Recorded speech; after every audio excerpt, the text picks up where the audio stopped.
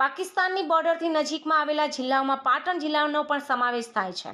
ત્યારે પાટણ જિલ્લાના સરહદી તાલુકાના તમામ ગામડાઓને વર્તમાન પરિસ્થિતિને લઈને વહીવટી અધિકારી તેમજ પોલીસ વિભાગ દ્વારા સુરક્ષા માટે સજ્જ કરી દેવામાં આવ્યા છે।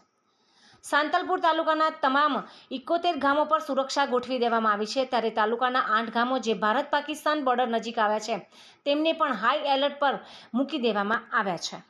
એક તરફ પાટણ જિલ્લાના વારાહી મામલતદાર કચેરી ખાતે કંટ્રોલ રૂમ બનાવી દેવામાં આવ્યું છે, જ્યાંથી પાટણ જિલ્લા કલેક્ટર અને જિલ્લા પોલીસ અધિક્ષક દ્વારા સરહદી ગામોની સમીક્ષા કરી મોડી રાત સુધી કંટ્રોલ રૂમમાં બેઠક કરી હતી। તો તંત્ર દ્વારા બીજી બાજુ સરહદી વિસ્તારમાં એલર્ટ મોડ પર રાખવામાં આવેલ ગામડાઓના લોકોને ક્યાંક સ્થળાંતર કરવાની જરૂર પડે તો 25,000થી વધુ પણ લોકોને ગણતરીમાં જ સ્થળાંતર કરી શકાય તેવી તૈયારી કરી દેવામાં આવી છે।